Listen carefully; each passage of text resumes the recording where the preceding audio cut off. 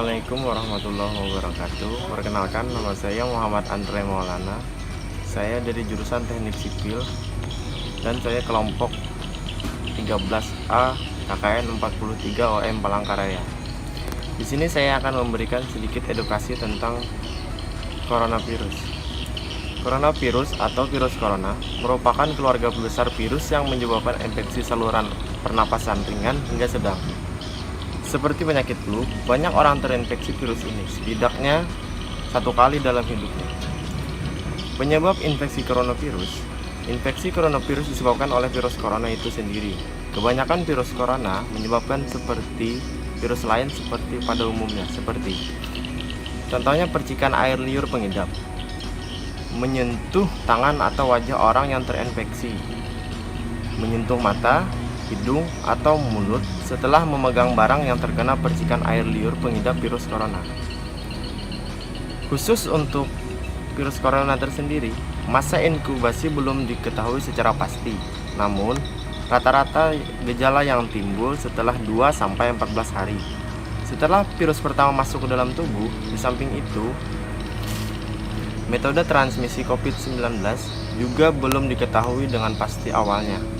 Virus corona jenis COVID-19 juga bersumber dari hewan.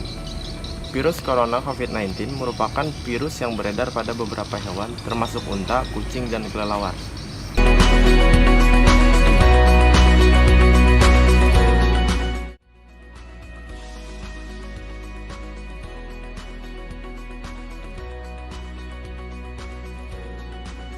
Siapa yang berpotensi terpapar virus corona?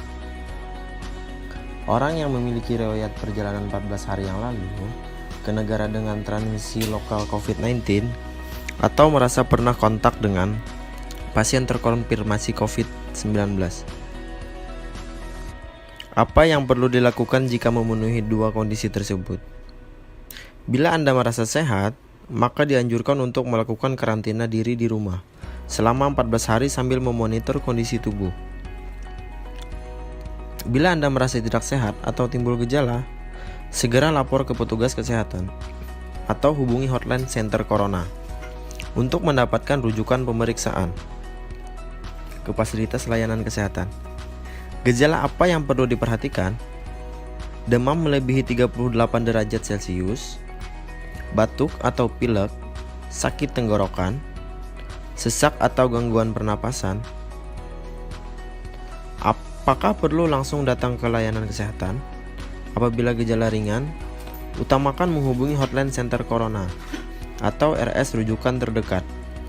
Untuk mendapatkan informasi mengenai langkah selanjutnya, sambil mencari informasi, ini yang perlu dilakukan.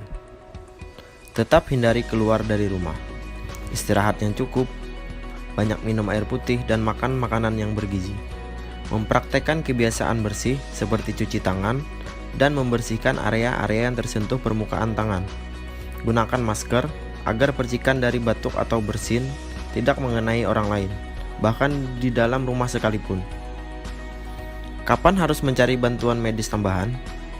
Bila gejala yang dirasakan cukup parah, misalnya sesak napas berat, atau apabila Anda dalam klasifikasi kelompok rentan karena berusia lebih dari 60 tahun, memiliki penyakit kronis seperti diabetes, hipertensi, gangguan imun, ada riwayat sakit pernapasan, dan lainnya.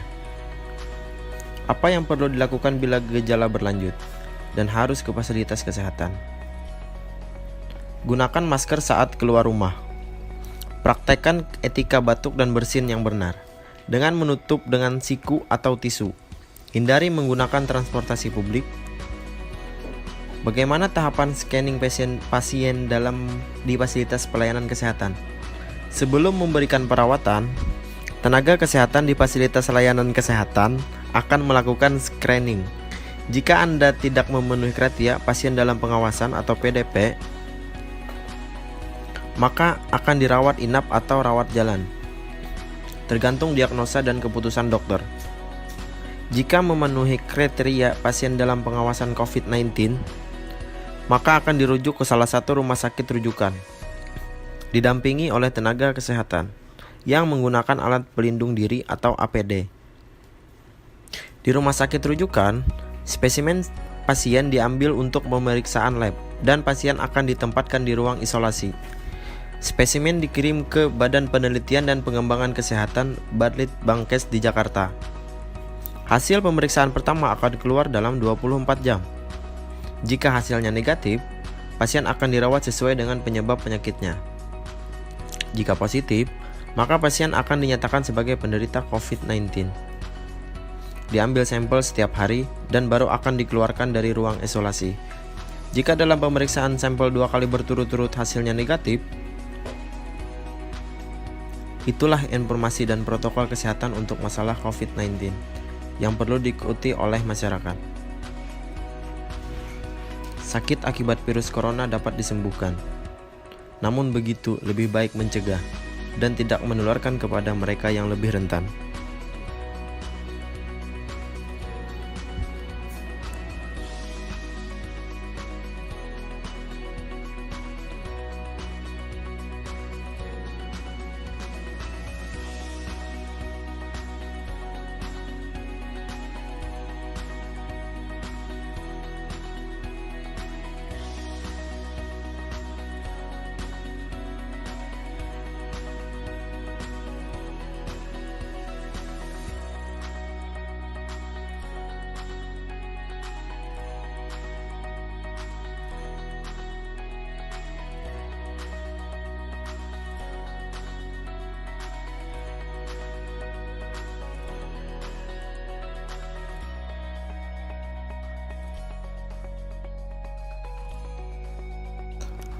Banyak orang mengalami kesulitan karena virus corona ini.